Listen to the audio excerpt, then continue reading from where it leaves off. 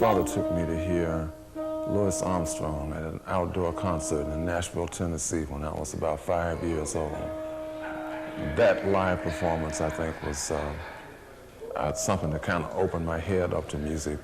And I have this very distinct recollection from the time I was about 8 years old, which is right, I came to Detroit to live when I was 8 years old. And I can remember hearing something that I later came to know as bebop on the radio. I heard a record that had to be Dizzy Gillespie, and it just seemed to have a message in it that had an immediate impact on me.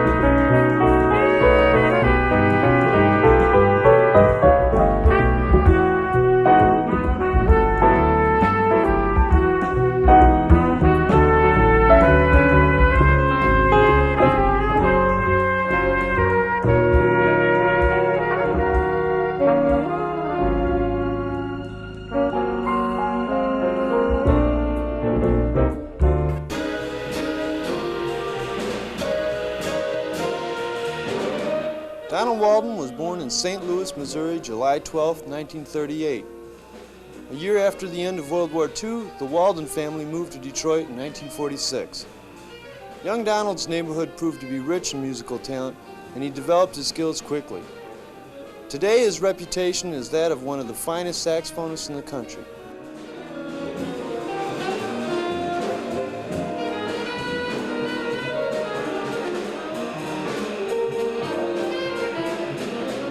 There were always some musicians in my family. You know, I've had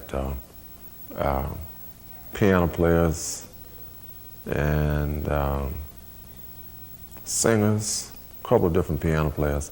My immediate parents, my mother and father, neither one played instruments, but my mother was always a singer, still is.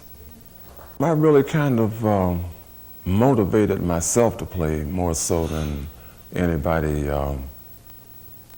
actually putting an instrument in my hand. You know, it was from my own motivation that I came to play rather than somebody presenting it to me. Although there was a piano in the house as a kid, but I never took piano lessons.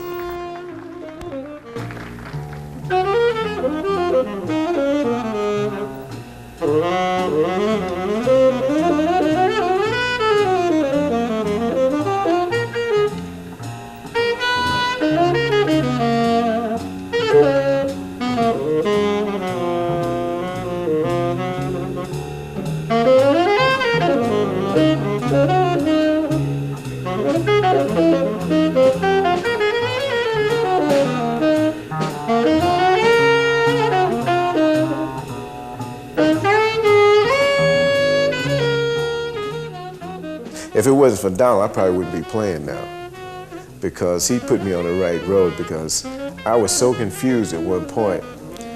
I said, I could never do this. I could never do this. So one day he said, well, look, why don't you come by my house, man? You know, he was studying with Barry, and I'd been very close to Lonnie Hilliard.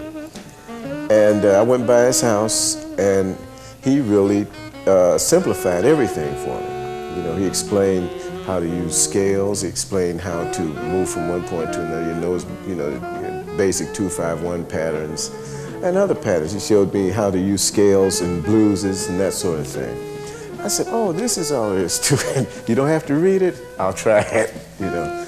But he's really responsible for me playing today, because if I hadn't gone and spoke to him that particular day, I said, no, it's too hard. I would have forgotten all about it. So Donald had a very profound impact on me.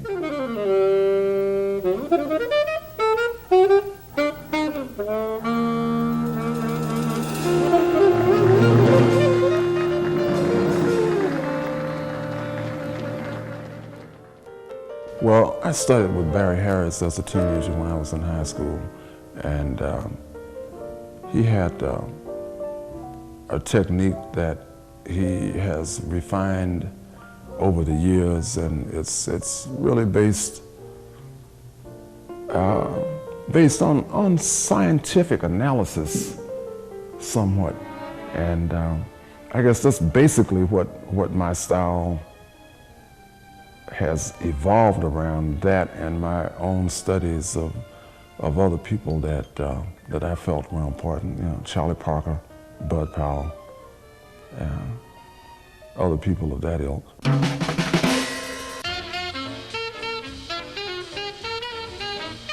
Charlie Parker, in my estimation, was the greatest musician of the 20th century, if not of all time. I suppose his contribution was that his style influenced more people than anybody else's style, I would say. I think what he brought to the music changed the way that every instrumentalist played. He changed the way the drummers played, changed the way all the saxophone players played, changed the way singers sang. I think all modern music today is a result of the freedom that he brought to the music, you know. Plus, well, his rhythmic concept was really so advanced. It's more advanced. His music period is more advanced than anything that's being played today.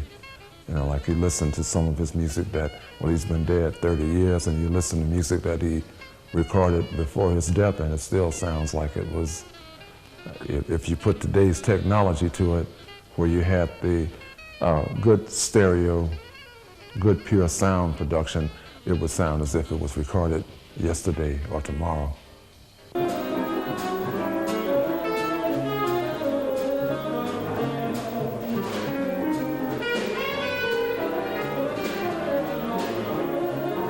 After working in New York for 6 years, Donald returned to Detroit in 1966. He toured the United States, Europe, and South America with the First Lady of Soul, Aretha Franklin, till 1971. Since then, he has performed with international jazz greats Tommy Flanagan, Woody Shaw, Barry Harris, Gerald Wilson, and Elvin Jones, among others.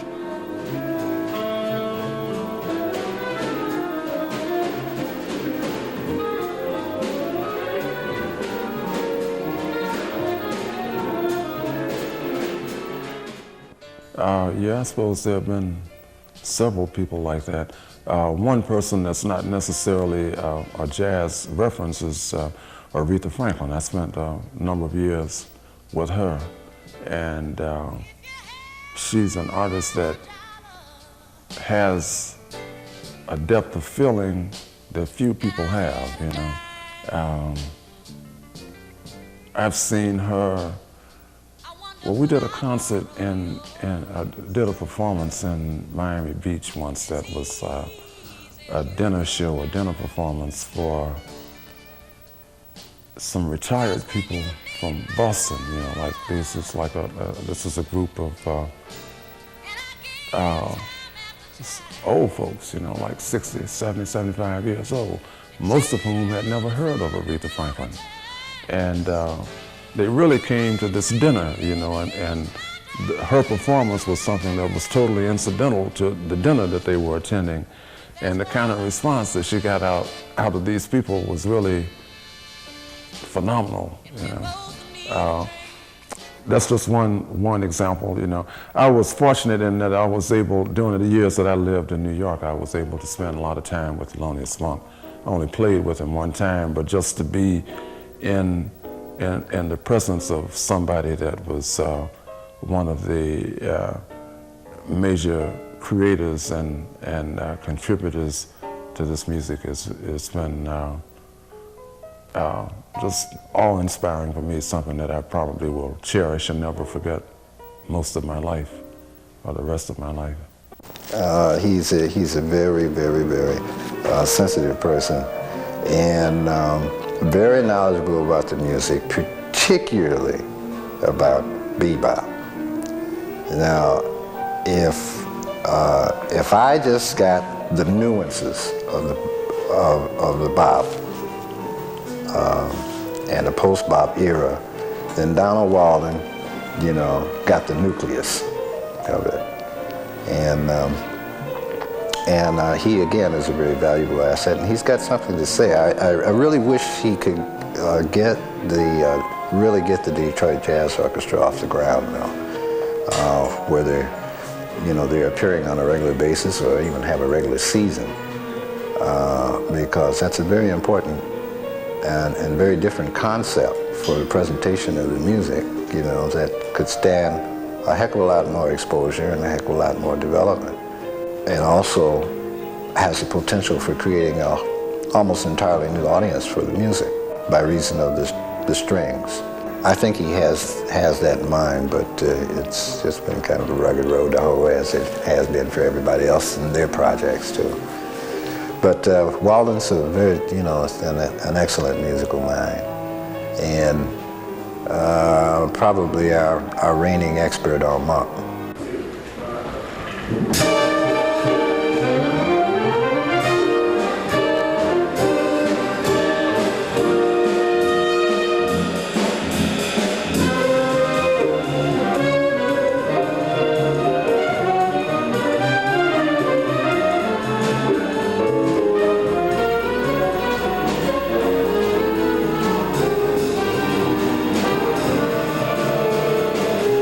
The orchestra is composed of a 10-piece string section, rhythm section, and a front line of 3 horns. And I suppose I did this as a means of trying to extend the audience, try to, okay, like there are people that are not necessarily jazz fans that like strings, you know, like the symphony goers, for instance, it's a potential audience for the jazz artist. And when I first started the orchestra, it was, that's part of the rationale that I had in mind, was to try to get, okay, well, the jazz audience in Detroit is limited, very limited. My estimate is it's probably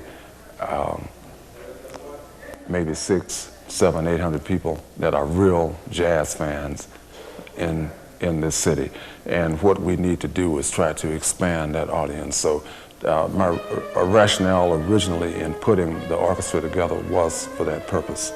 And as well as to give some classically trained musicians, namely the string players, the experience of playing in this idiom, and the American idiom, as well as the European idiom of music. It also provides a different kind of medium for writers to write in. You know, it's not, for guys that are composers and writers, it's not often that they're going to get a chance to write something for a string section. Maybe guys that wrote for some of the Motown artists got to write some whole notes and ballads, you know, like there's some kind of music for lovers, or standard songs that everybody's familiar with. And what we have tried to do was change the concept of that and do things that are strictly jazz-oriented kind of pieces rather than real lush-sounding kind of string things, although we have some of that kind of music in our repertoire. But it is basically a straight-ahead jazz concept with the string section.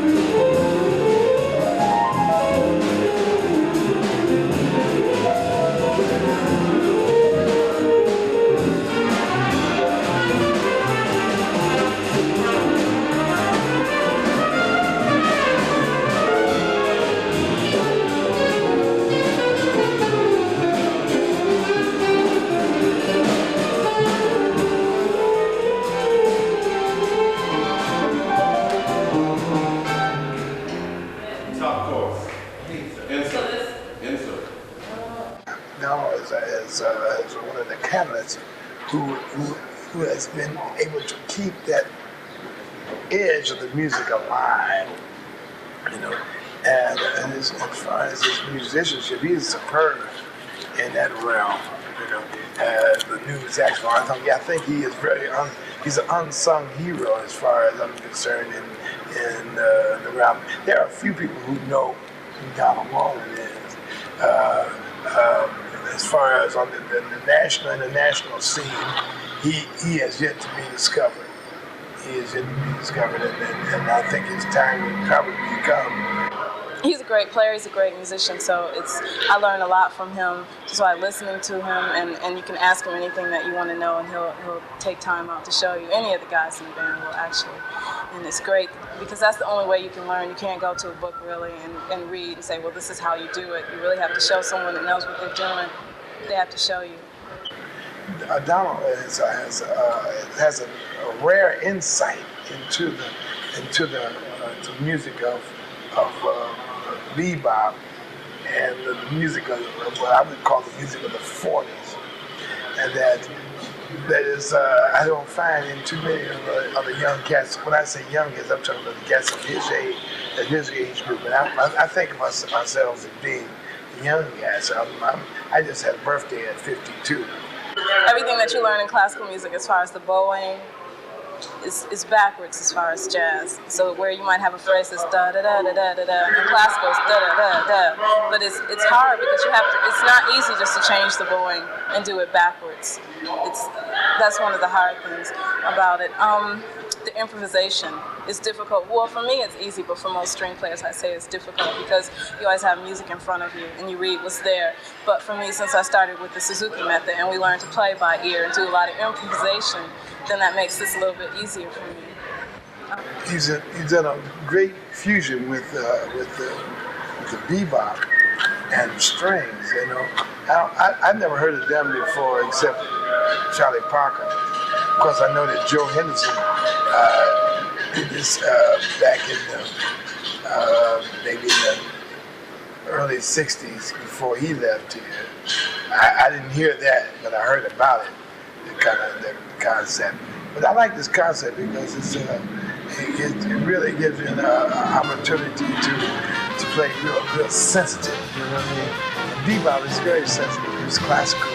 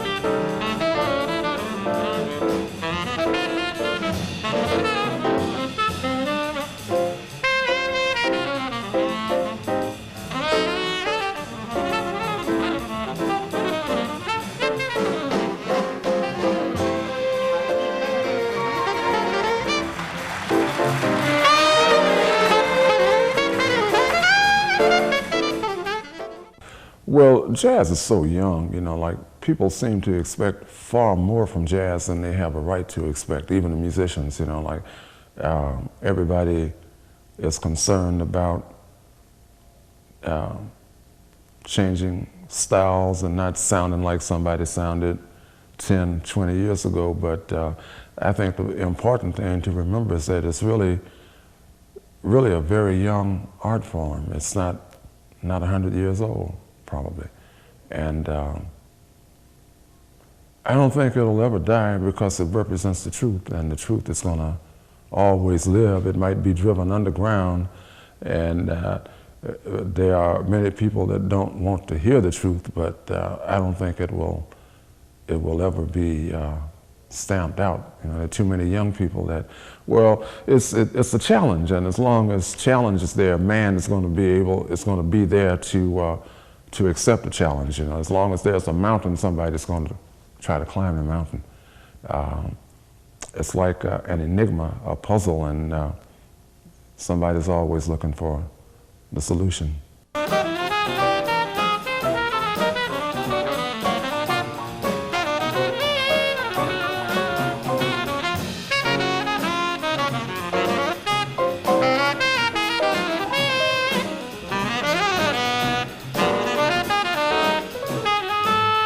The Detroit Jazz Orchestra is gaining recognition as a unique organization presenting jazz in a freshly different format. Donald also formed the Monk Dynasty Band, a group devoted to the music and spirit of the late great pianist-composer Thelonious Monk. In contrast to the trend of disappearing nightclubs featuring live jazz, Donald has also opened up the New World Stage in Harmony Park with a commitment to present the finest in local and international jazz talents.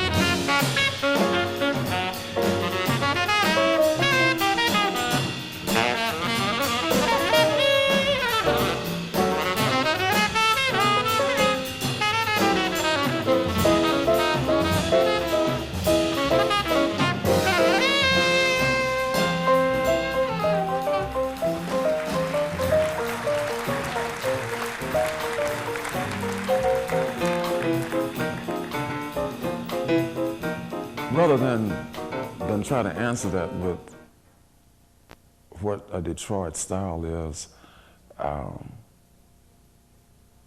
would maybe look at some of the pianists that have come from Detroit or from within a 40 or 50 mile radius of Detroit. It seems that there is something in the ether here that produces certain kind of piano players that stand head and shoulders above people from other parts of the country. You know, okay, like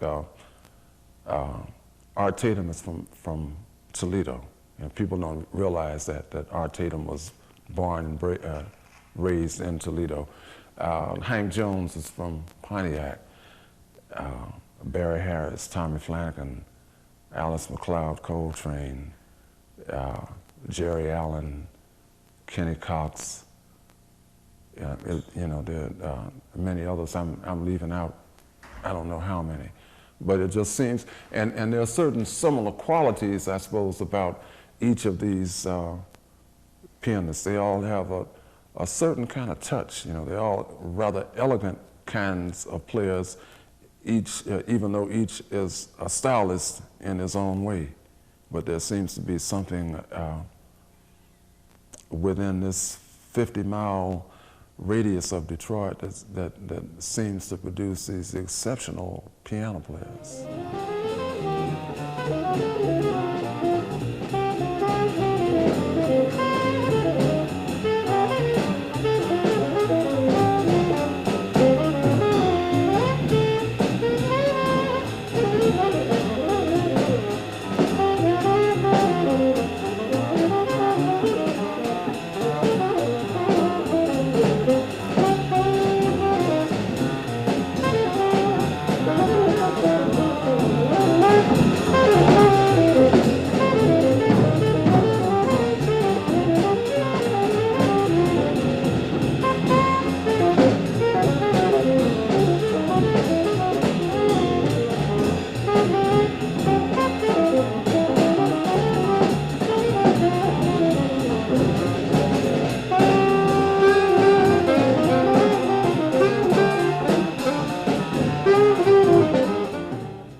One of the measures of its greatness is that people all over the world study it.